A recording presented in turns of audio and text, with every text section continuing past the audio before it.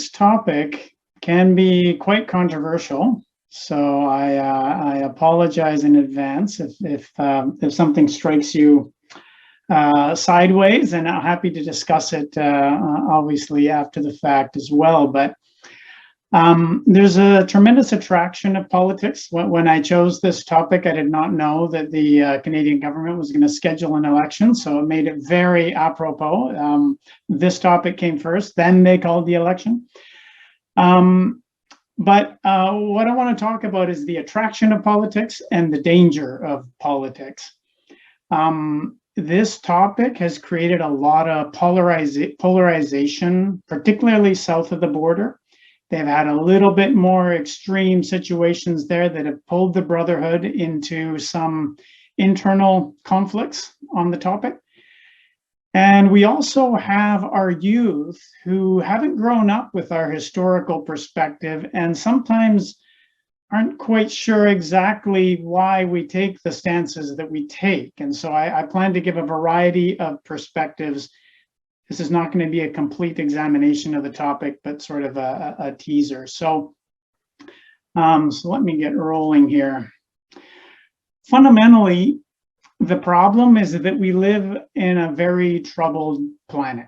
So we are surrounded by a host of major problems that are causing a lot of real suffering. So I'm going to touch on some of them, but obviously you know that this is just a very short trip through some of the big problems that we have in society. So for instance, homelessness. Homelessness is very distressing for the people who are affected by it.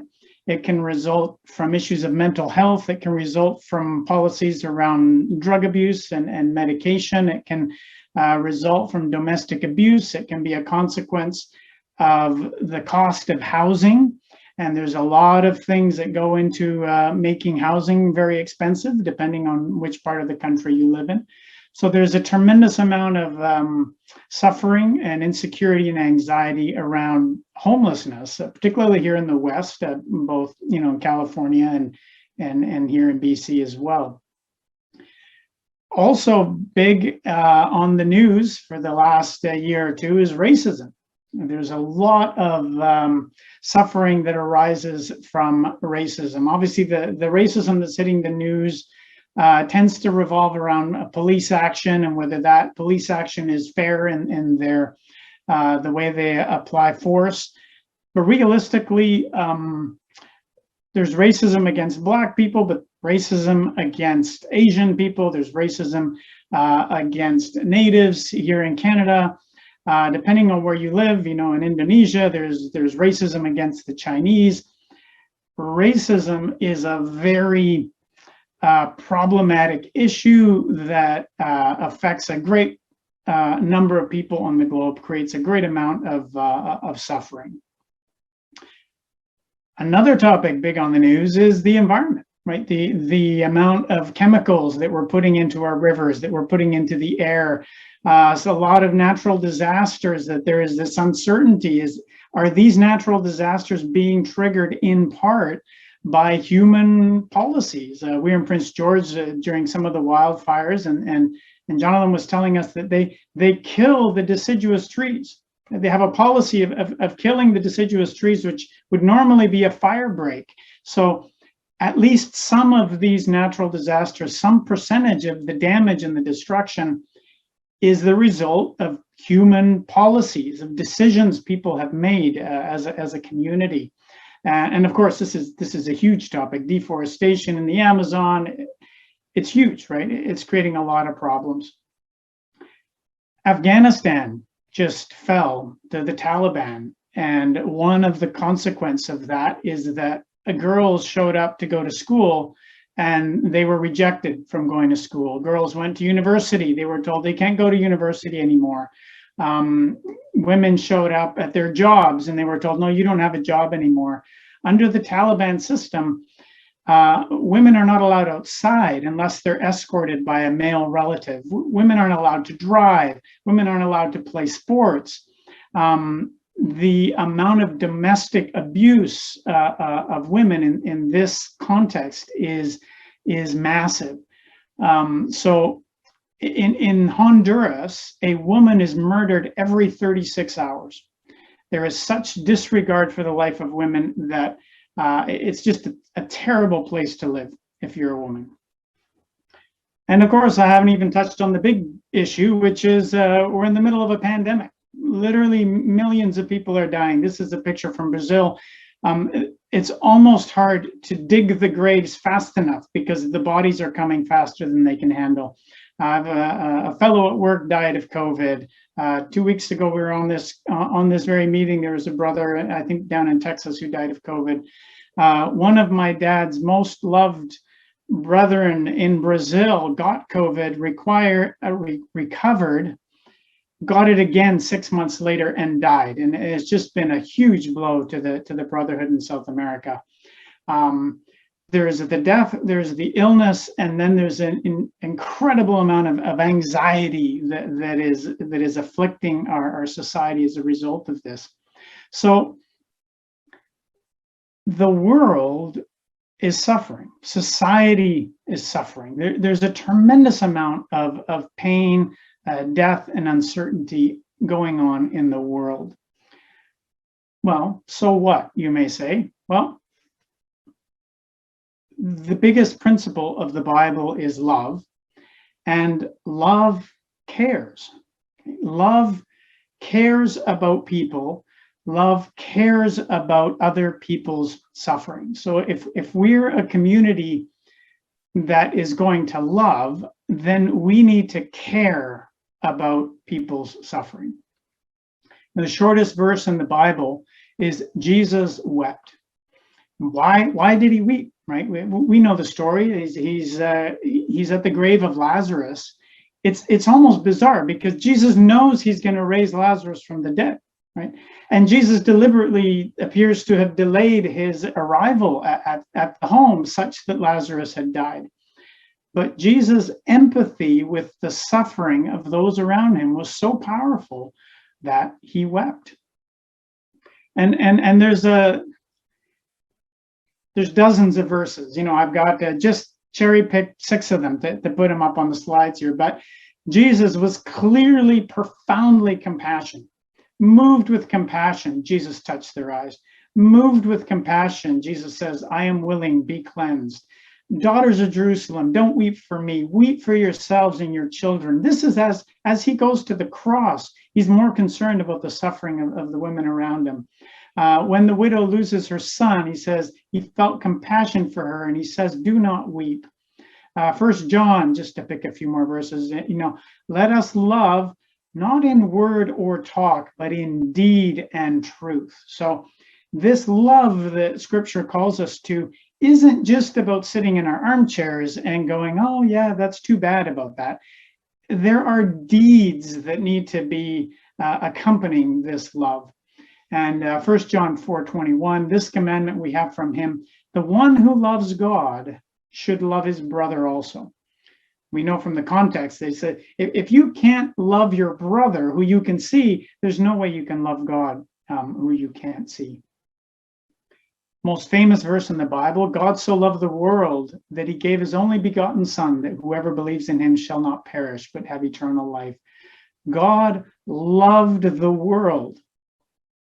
That's why he gave his only begotten son. God loved the world. And this is the sinful world, right? Romans 5, while we were yet sinners, Christ died for us. This isn't about God loving the good people in the world. God loves the world. God is affected by the suffering of the world. We should be affected as well.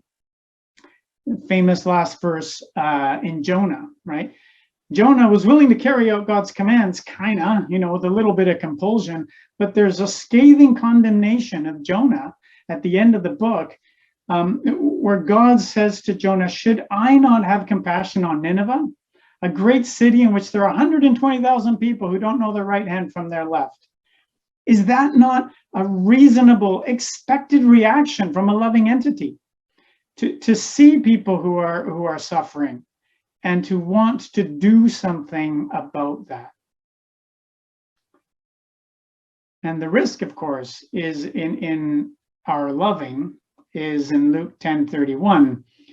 in the parable of the Good Samaritan. By chance, a priest was going down on that road, and when he saw him, he passed by on the other side. And I think Jesus is quite deliberate in how he constructs this parable. A priest, the person with all the head knowledge of the law, sees his own countrymen and passes by on the other side. So love cares. We should love, we should care, and we should be very worried about falling into the category of people who pass by on the other side, because clearly there's a part of human nature in all of us that wants to do that. But what do? What is the practical thing we can do for someone who is suffering? And the immediate thing we can do is, well, if you see somebody suffering, go help them, right? And here we have someone who is in the aftermath of a tornado, okay, and he's helping. You see, there's chaos and destruction around him. He's picked up something, and he's gonna go do something about it. And this is a good reaction. The problem is, as we zoom out and we see the bigger picture of the situation we're in, most of us end up as discouraged as this man would have felt.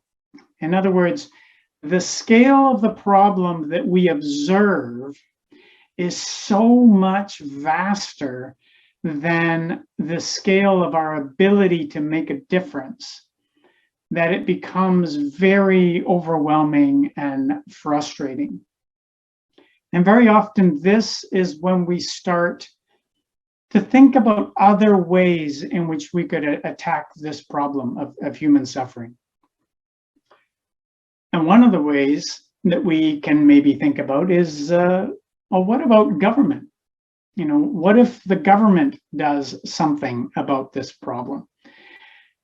One of the powers of government is that it allows a few people to make a very big difference in what is happening. I just read a book on systems theory, and what they say is, if you have a system in place, for instance, a corporation, and you have Joe, the frontline worker, Joe is going to behave in certain ways, and he's going to grumble about management. But strangely, if you promote Joe to management, he is going to behave in different ways, and he's going to grumble about the frontline workers. It's very strange. You have this system, and as you move people around the system, they don't have a very significant effect on the system. The system seems to have an effect on them. And this is generally true with some exceptions. And the exception is the CEO. Why is the CEO of the company an exception? And the reason is because he can change the rules of the system. And the rules of the system are tremendously powerful. It's a tremendously powerful lever. And so if we branch this out to government, well, you can do something and someone else can do something, but there's a limit to how much you can change the system. But there are people who can change the rules of the system, and they are disproportionately powerful. They have a disproportionate effect on our society. They can literally affect the lives of millions. And we see this, right? We see this because there are different governments in the world who make different choices. So in Honduras, we talked about it before, there is an ineffectual government which is unable to control gangs. So part of the issue with Honduran society is that the gangs run the country. And this is part of what is causing the death on a weekly basis of many women in Honduras. If some of you have been following the news, you might have seen what happened in South Africa. A week of deadly riots, this is quoting from Bloomberg, cost the country about $3.4 billion, 150,000 jobs at risk, hundreds of people died. This is what happens when you don't have any government. When the government just kind of steps back and says, I don't know what's going to happen. And surprisingly, there's supposed to be a competing demonstrations in Portland tonight between Antifa and the Proud Boys. And the government of Portland has said, we're not getting involved in that. Don't expect us to solve anything for you. And the recipe for that tends to be chaos and destruction. Now, we can stand up here in Canada and kind of, hold our nose to these other countries and locations. But here in Vancouver, we had our own experience with riots a few years back. And it turns out that as civilized and polite as Canadians are, we too are only hours away from potential rioting in the streets. So one of the tweets that came out during the South Africa riots was this very telling one. Thoughts and prayers is a phrase that is used by Christians to express sort of misgiving about the situation that somebody's in. Oh, I hear, you've got cancer, thoughts and prayers. Oh, your house burned down, thoughts and prayers with you. And what society has come to understand this as is walking by on the other side. Oh, okay, those are some nice words, but you're not going to do anything about the problem. What we really need, most people think, is policy and change, right? You need to start just wishing things were different. We need to start making things different. So in the case of Canada, we have the people who gather in this building and they make the rules for Canada. And they have a disproportionate influence on 30 some odd million people. And right now they are asking our opinion on who should be in charge of making those rules. And that is a very attractive offer if you are distressed by the suffering and by the poor decisions that you see happening in government.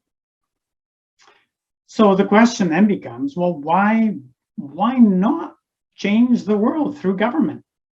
It is clearly the most impactful force for societal change in the Western world. There's in fact almost a religious veneration of the democratic process within our societies. And when I tell people that I don't vote, they are, no matter what party they are shocked. And particularly, you have some Christian friends who are very political, and they're horrified that I'm not voting for the party that they prefer, because we're going to let those other guys get in. That's terrible. And I empathize with them. So what are the reasons that a rational Bible-based thinking person would hesitate or refrain from participating in the democratic process? First of all, we're so indoctrinated with democracy that we forget that democracy is really the tyranny of the majority. The idea that the majority make the right choice is clearly a false belief. There is very little historical or practical evidence to suggest that the majority makes the right choice. These corporations I was talking about with, Joe the worker and Joe the manager and Joe the CEO, how many of them operate by democratic vote? Okay, Walmart, we're gonna decide on our strategy for the next year by a democratic vote. Every worker's vote's gonna be worth. It's crazy, right? It's crazy.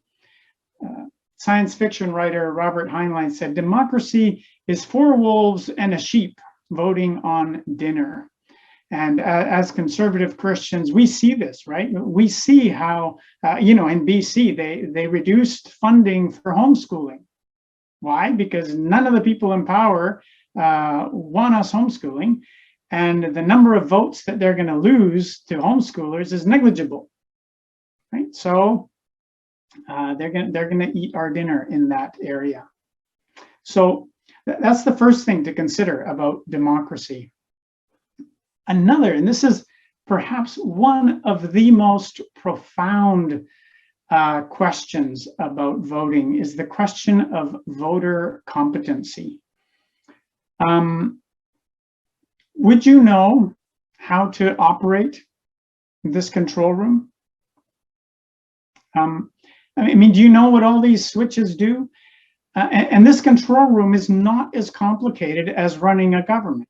So the question is, what makes you think that you know how to run a country?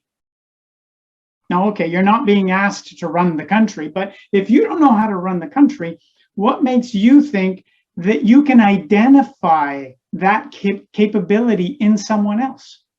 Like, how can you tell by listening to someone whether they're good at something that you know nothing about, right? Now, okay, the prime minister doesn't run the country directly. He appoints other people. That just makes the problem worse. How do you know how to identify somebody who is able to identify somebody who is able to make the right decisions, right, on healthcare or national defense or the environment? Winston Churchill said that the best argument against democracy is a 5-minute conversation with the average voter. Like, for democracy to actually work, every voter would actually have to have a very good education about government, how it works, and the reason behind the mechanisms. They would have to be educated about proper thinking, right?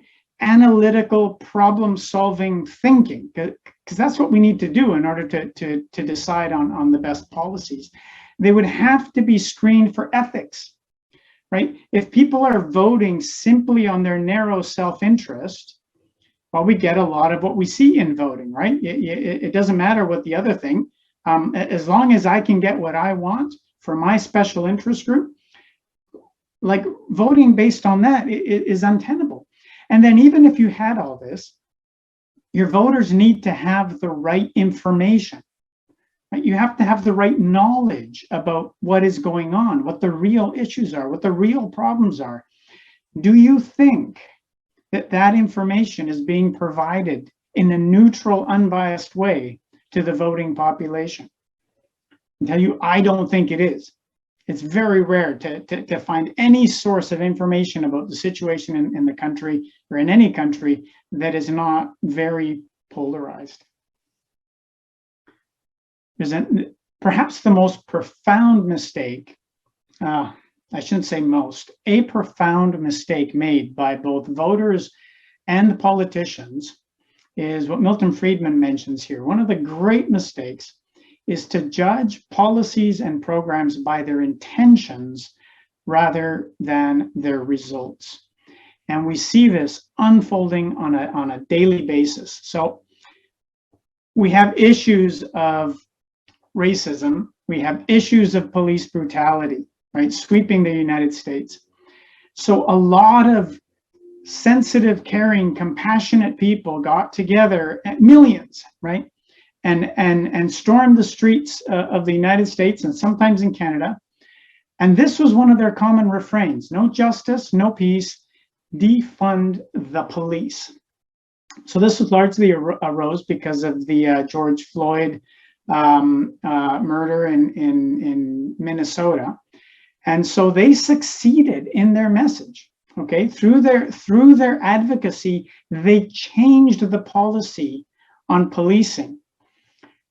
And what do we see 1 year later? This is a headline from July 27, 2021. Violent crime surges across Minnesota with record numbers. So those people who walked the streets, was their intention to have record murders? No, right? Their intention was compassion. Their intention was justice and peace. The outcome is people are dead. Now here's a very busy chart.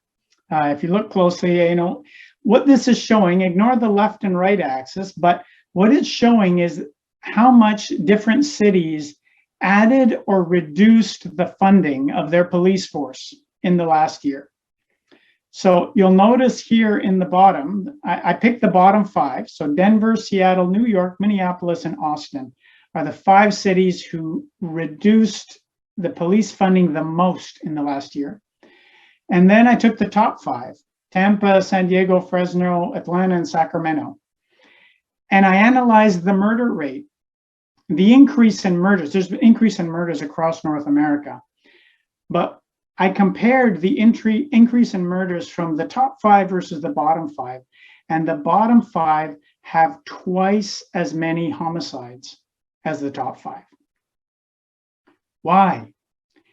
Because kind people with good intentions and a warm heart marched the streets and advocated for a policy based on an intention that has had exactly the opposite outcome. The biggest victims of violent crime are minorities. I can assure you that more Black people are dead today because of the defund the police movement than ever would have died due to police brutality. This isn't just in recent history, right? Hunger in Africa. Oh, let's send food to Africa. So the US and other countries, the truck on the left is from Canada, so we're not immune, send tremendous volumes of free food to Africa, which alleviates hunger and also completely destroys the agriculture economy of the country, because no local farmer can ever compete with free food. So all the farmers go out of business, become dependent on Western aid, and then the next year, oh, Western attention is moved somewhere else. Right now, we're worried about Afghanistan, not Africa, and now the situation is twice as bad as it was before. Intent and outcome are hugely different things. Zimbabwe, I don't know if you've been following Zimbabwe for the last decade, but or 2 decades in this case. Back in 2001, that's over here on this chart, Zimbabwe decided that it's unfair that white people own all these big farms and there's so many Black people who don't have farms of their own. And so they took the big white-owned farms and they broke them up into a whole bunch of smaller farms owned by Black people. And broadly speaking, their intent sounds reasonable. Why should just a few people be rich? Why shouldn't more ordinary people who are more native to that land have better access to having their own farms? But look what happened to their food production over the next decades. Absolutely destroyed their food production, absolutely destroyed their economy. Now, I don't know what the right policy was, but I can tell you that this outcome was not what they intended. It is so easy to choose politics and policies based on very good intents, and the outcomes can be devastating, and people are dead. Like, let's not sugarcoat this. People are dead because of these policies and this advocacy. There's another huge problem with democracy, and this comes from 1 Kings 21 that we read today. Some of you are probably wondering what on earth that has to do with politics, but it comes down to this, verse 19. Thus says the Lord, have you murdered and also taken possession? Have you murdered? Who's the you here? Ahab. Now, if you read the account carefully, you'll know that Ahab did not murder Naboth. In fact, Ahab didn't even know. He had no idea. He was completely ignorant of Naboth's death. And yet God calls him a murderer. Why is that? Because Ahab handed over to Jezebel his decision-making authority. He wrote Jezebel a blank check. She wrote letters in his name. She used his seal. So when you vote for a political party and they go and implement policies in your name that kill people, might God hold you accountable for those decisions? If you empower someone else to make bad decisions, are you not responsible for those decisions? And 1 Kings 21 says, yes, I am terrified of being held morally accountable for the decisions of any politician. I have never met or heard of a politician where I would be comfortable saying, yeah, I will stand before the judgment seat and defend every action that this person makes over the next 5 years. We had a bitter pill of that in BC here in the last election, where the Green Party made great strides, breakthrough. They had three 3 people elected, and immediately after they were elected, they made a deal with the NDP where they compromised all their principles in order to negotiate something. And the people were horrified, right? We voted for the Greens and now you've sold your principles. Yeah, that's how politics works, right? You have no say in what they do at this from here on. Another principle of democracy that people seldom think about is the fact that it's founded upon violence. So here's a pipeline protest from Vancouver. And so there's a law, right, in terms of what is allowed to be done and what is not allowed to be done. There's some words on a piece of paper. And the people on the one side here have a different interpretation or different opinion on what they would like that to be. So why is it so effective for the police to stand there? Well, because they're carrying handguns and bullets, and because there is a credible threat that they are going to use them on you if you decide to pursue your interpretation of the law. And this may seem academic, but this is occurring right now in Australia. People have different opinions on what is a reasonable action to take around mask wearing. People have different opinions about what's a reasonable restriction to impose upon a community in relation to this pandemic. But the democratically elected government of Australia, their opinion counts, and it counts because men with guns will bloody your face if you choose to do something different than what they think. So when you ask a politician to implement some kind of policy, you are also saying that you're okay having men with guns beat people up if they choose not to follow that policy. And is that really, as a Bible-believing Christian, what you want to stand behind? Now, a lot of these arguments have been mostly come from the observation of democracy in action and governments in action.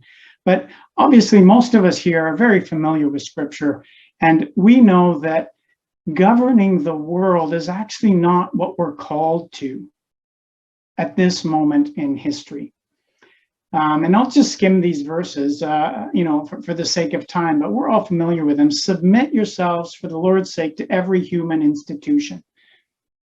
Okay, it's not telling us to kick out the inept people in power. Submit yourselves. And we got to be aware that in the time of the New Testament, Nero was emperor, right? Like, it's not like this is some benign authority. It's like a maniac, an insane maniac's in charge. Hebrews 11:13, all these died in faith, having confessed that they were strangers and exiles on the earth. You know, how distressed are you about the political situation in Belgium right now? You know, which party in Belgium are you interested in supporting? You have no idea, right? It's Belgium. That's another country. I'm not Belgian. Well, maybe we should have a little bit more of that perspective about our own country if we're strangers and exiles. 1 Corinthians 5, Paul says, what have I to do with judging outsiders? What if those people out there are morally wrong? What if they're making bad decisions? What if they're going against biblical principles? Right? And I've heard this argument in the polarization in the U.S.